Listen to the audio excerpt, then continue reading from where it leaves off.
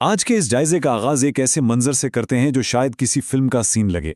जरा आंखें बंद करके तसव्वुर कीजिए, रात के ठीक 2 बज रहे हैं, शहर की सबसे महंगी और शानदार सोसाइटी का एक गराज है और वहां करोड़ों रुपए मालियत की एक चमकती हुई बिल्कुल नई सुर्ख इतालवी फरारी खड़ी है और एक इंतहाई दौलतमंद शख्स उसके अंदर बैठा ज़ारो कतार रो रहा है।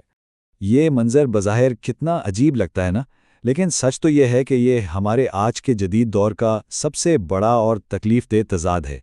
एक ऐसा दौर जहां माशरती सतह पर मिलने वाली बेपनाह और चमकदार कामयाबी दरअसल इंसान के अंदर मौजूद एक इंतहाई भयानक और अजियतनाक खोखलेपन पर पर्दा डाल रही होती है। अब यहाँ एक बड़ी ही दिलचस्प और हैरानकुन बात सामने आती है। ज़रा इन ज़ाहिरी कामयाबियों का मुवाजना इस खौफनाक नफसियाती खला से करके देखें। हम एक महंगी रोलेक्स घड़ी, डिज़ाइनर कपड़ों और बेतहाशा दौलत के लिए अपनी पूरी ज़िंदगी कुर्बान कर देते हैं, लेकिन जब इस नाम नेहाद मंजिल पर पहुंचते हैं तो अंदरूनी हकीकत कांपते हाथों और एक ऐसे वजूदी खालीपन की सूरत में सामने आती है जिसका वाकई कोई इलाज नज़र नहीं आता। और इस सब की बुनियादी वजह क्या है? इसे नफ्सियात की ज़बान में दी अराइवल फैलेसी यानी मंजिल का सराब कहते हैं। ये इतना जालिमाना और खूनी नफ्सियाती धोखा है ना। हमारा दिमाग हमें यकीन दिलाता है कि बस ये एक प्रमोशन मिल जाए या ये वाली गाड़ी आ जाए तो हम हमेशा के लिए पुरसुकून हो जाएंगे। हम इस एक दिन की खातिर अपने आज का मुसलसल कत्ल करते रहते हैं, लेकिन जब वो मंजिल बिलाखिर मिलती है तो वो अपने साथ सिर्फ एक और भी बड़ा और ज़्यादा खौफनाक खला लेकर आती है। तो इस जदीद दौर के डिप्रेशन और तनाव का इलाज क्या है? आज के इस तफसीली जायजे में हम इन मौज़ूआत पर बात करेंगे। मंजिल के शराब का जाल, दिमाग की कोर्टिसोल की लत, जहनी बाग की हिफाजत, मकसद और बेहतरी, वक्त और मौजूदा लम्हे की अहमियत और आखिर में अपनी अंदरूनी फरारी को बेचना। तो चलिए बगैर किसी ताख़ीर के अपने पहले हिस्से की तरफ बढ़ते हैं, यानी मंजिल के शराब का जाल, और इसे एक इंतहाई कामयाब वकील जूलियन मेंटल की कहानी से समझते हैं।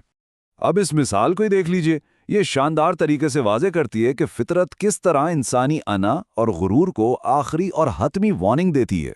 $3000 के महंगे सूट में मलबूस एक 53 साला शख्स जो बज़ाहिर फतह और दौलत के तकब्बुर में अंधा हो चुका था, मगर अंदर से बिल्कुल खोखला और 70 साल का बूढ़ा लग रहा था। रातों की बेख्वाबी और बिलाखिर खरी अदालत के फर्श पर दिल का दौरा पड़ना, इस एक झटके ने इस शख्स को अपनी ज़ाहिरी और बातनी फरारी बेचने पर मजबूर कर दिया ताकि वो हिमालय के सूफियों से सुकून का रास्ता सीख सके। लेकिन इन सूफियों की हिकमत को समझने से पहले हमारे दूसरे हिस्से यानी दिमाग की कॉर्टिसोल की लत को समझना बिल्कुल लाजमी है। ये वो हयातियाती जहर है जो हमारे दिमागों में काम कर रहा है। सच तो यह है कि जदीद इंसान का दिमाग हयातियाती तौर पर दुख और तनाव का आदी हो चुका है। जैसे ही कोई परेशानी की सोच आती है, दिमाग का एमिगडाइला खतरे का सायरन बजा देता है और जिस्म में कॉर्टिसोल नामी केमिकल का एक सैलाब आ जाता है। ये केमिकल लफ्जी मानों में हमारी याददाश्त के खलियों को तबाह कर देता है। ये दिमाग सुकून से डरने लगा है, लेकिन घबराने की बात नहीं। न्यूरोप्लास्टिसिटी का जादुई तसव्वुर बताता है कि इंसान के पास ये ताकत मौजूद है कि वो अपने ख्यालात के जरिए दिमाग की इस तबी साख्त को दोबारा से बदल सके। और इसी साख्त को बदलने के लिए हिमालय के इन सूफियों ने 7 गहरे इश्तिहारों पर मबनी एक कमाल का नक्शा दिया। ये नक्शा दरअसल हमारे दिमाग के लिए एक ऑपरेटिंग मैनुअल है। ये 7 ताकतवर इश्तिहारे बाग, रोशनी का मीनार, सूमो पहलवान, गुलाबी तार, सोने की घड़ी, पीला गुलाब और हीरों की पगडंडी हमें देर पर सुकून की तरफ ले जाते हैं। आइए अब तीसरे हिस्से पर चलते हैं, ज़हनी बाग की हिफाजत। इस पहले इस्तारे की गहराई में उतरते हैं जो हमारे दिमाग को एक सरसब्ज बाग से तशबीह देता है। जरा सोचिए, क्या कोई भी बाशऊर इंसान जानबूझकर जहर का एक घूंट भी पिएगा? बिल्कुल नहीं।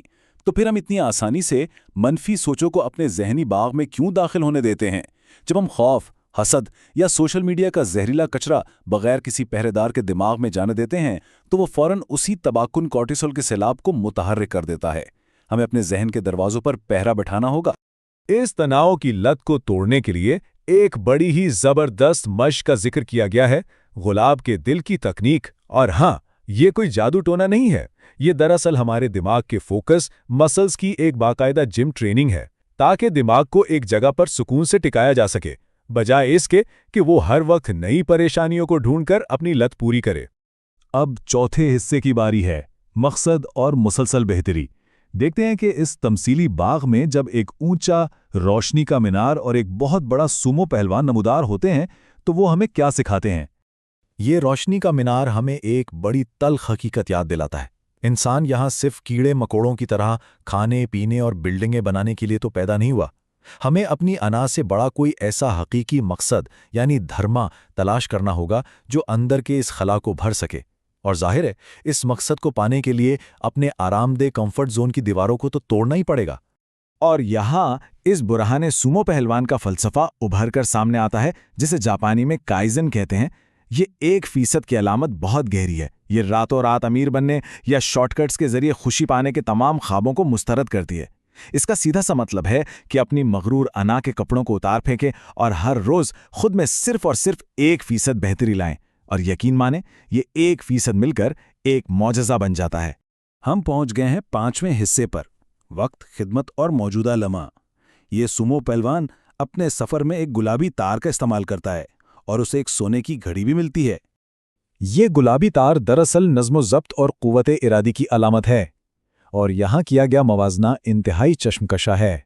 زندگی میں درد تو بہرحال سہنا ہی پڑتا ہے، اب فیصلہ ہمارا ہے، کیا ہم روزانہ گراموں میں تولے جانے والے ضبط نفس کے اس چھوٹے سے درد کو سہیں گے، یا پھر زندگی کے آخری ایام میں ٹنوں کے حساب سے تولے جانے والے پچھتاوے کے کچل دینے والے درد کا سامنا کریں گے؟ سونے کی گھڑی کائنات کے سب سے بے رحم اثاثے یعنی وقت کی نمائندگی کرتی ہے۔ ہم سب اپنے پیسوں کو تو بڑی مضبوط تجوریوں میں چھپا کر رکھتے ہیں، لیکن اپنا قیمتی وقت کس قدر آسانی سے سوشل میڈیا کی اندھی سرنگ پر لٹا دیتے ہیں۔ ہم یہ بھول جاتے ہیں کہ موت کی گھڑی کی ٹک ٹک اسی دن شروع ہو گئی تھی جس دن ہم اس دنیا میں آئے تھے۔ جو وقت چلا گیا وہ دنیا کی کوئی دولت واپس نہیں لا سکتی۔ جب وہ سومو پہلوان گر کر بے ہوش ہوتا ہے تو اسے ہوش میں لانے والی چیز ایک پیلے گلاب کی خوشبو ہے، اور یہ پیلا گلاب قدیم فلسفے اور آج کی جدید نیورو سائنس کا ایک خوبصورت ملاپ ہے۔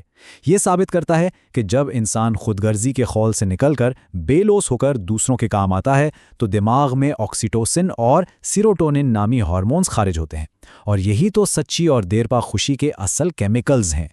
اس کے بعد وہ پہلوان ہیروں کی ایک چمکدار پگڈنڈی پر جاگتا ہے اور انسانیت کی سب سے بڑی ٹریجڈی کو سمجھ جاتا ہے۔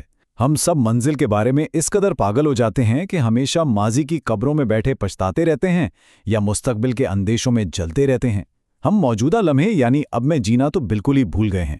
یہ ہیرے راستے کے آخر میں کسی منزل پر نہیں بچھے ہوئے، بلکہ چائے کا ایک گرم گھونٹ، کسی پیارے کی مسکراہٹ، دراصل یہ موجودہ راستہ ہی تو اصل ہیرے ہیں۔ اور یہ خوبصورت تمثیل ہمیں اپنے چھٹے اور آخری حصے کی طرف لے آتی ہے، اندرونی فراری کو بیچنا، جو کہ ہمارے آج کے اس جائزے کا حتمی نتیجہ ہے۔ تو اب تک یہ بات تو بالکل صاف ہو چکی ہے کہ وہ اصل فراری جسے بیچنا واقعی ضروری ہے وہ کوئی چمکتی ہوئی سپورٹس کار نہیں ہے، بلکہ یہاں ایک انتہائی گہرا سوال جنم لیتا ہے۔ وہ فراری دراصل ہماری وہ جھوٹی انا، سٹیٹس کی وہ کبھی نہ ختم ہونے والی بھوک اور اس بات کا تھکا دینے والا خوف ہے کہ لوگ کیا کہیں گے، اور اسی فراری کی خاطر ہم روزانہ اپنی صحت اور اپنا سکون قربان کر رہے ہیں۔ اس جائزے کو سمیٹتے ہوئے اب یہ فیصلہ بالکل واضح ہے، ہمیں اس لامتناہی ڈوپامین سکرولنگ سے خود کو باہر نکالنا ہوگا، اپنے ذہنی باغات پر مضبوط پہرا بٹھانا ہوگا اور اس خوبصورت مگر تیزی سے ریت کی طرح پھسلتے ہوئے موجودہ لمحے میں پوری سچائی سے جینے کا انتخاب کرنا ہوگا۔ اور جاتے جاتے ایک آخری سوال جو ہم سب کو خود سے ضرور پوچھنا چاہیے، کیا وہ جھوٹی فراری واقعی اس قابل ہے کہ اس کی خاطر اس واحد اور انمول زندگی کا سارا سکون تباہ کر دیا جائے؟